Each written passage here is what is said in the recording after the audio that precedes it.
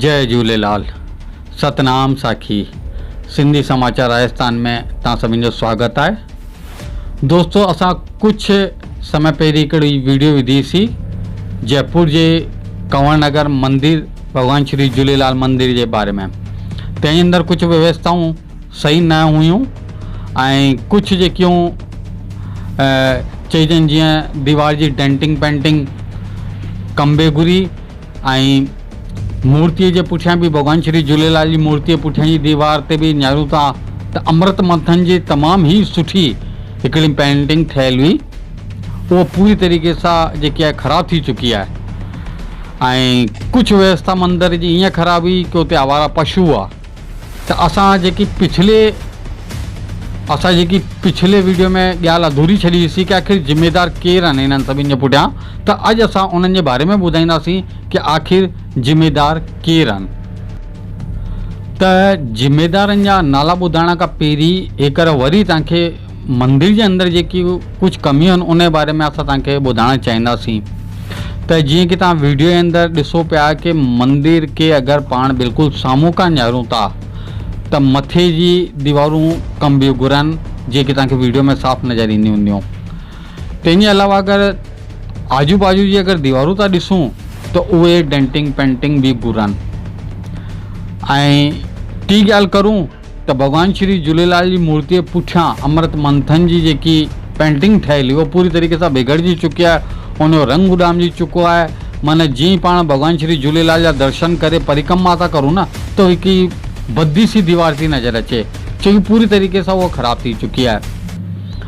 ऐं इन अलावा अगर ॻाल्हि करूं कि हर सुठे मंदिर जे अंदरि को मायुनि लाइ मर्दनि लाइ को शौचालय थींदो आहे त हिते शौचालय त आहिनि, मर्दनि जो त बिल्कुलु खुलियल आहे, कोई दिक़त न आहे, पर मायुनि जे शौचालय ते ताला ॾिनल आहिनि। त हिकिड़ो ॾाढो वॾो सुवाल आहे कि आख़िर महिलाऊं जेकियूं मंदिर में या त ईंदियूं कान्हनि ऐं अगरि अचनि थियूं, ख़ासि करे हिते ईंदियूं आहिनि बुज़ुर्ग महिलाऊं ईंदियूं आहिनि ऐं कईं खे को बीमारी भी थींदी आहे, को तकलीफ़ भी थींदी आहे। त अहिड़े समय ते उहे किथे वञनि, या त पंहिंजे घर वञनि ऐं शौचालय ते वञनि थियूं त उते तालो लॻल आहे। त आख़िर तालो छो आहे, इहो हिकिड़ो सुवाल आहे पंहिंजे पाण में।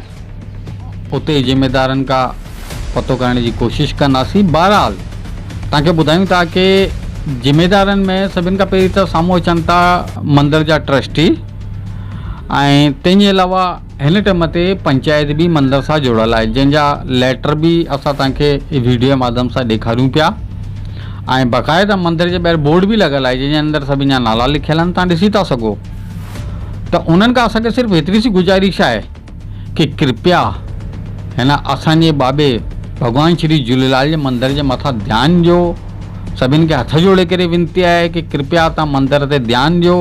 ही कंवर नगर जो मंदिर महज़ हिकिड़ो मंदिर कान्हे, पूरे सिंधी समाज जी नक आहे, तमामु ही सुठो मंदिर आहे। इन खे सजायो संवारो ऐं इन खे अहिड़ो हिकिड़ी मिसाल क़ाइमु करो कि परता परता खां जीअं पहिरीं माण्हू ईंदा हुआ, टूरिस्ट ईंदा हुआ, तीअं वापसि चालू थियनि, सिंधियुनि जो नालो थिए, कंवर नगर जो नालो थिए ऐं तव्हांजो भी नालो थिए, असां सभिनि जो नालो थिए।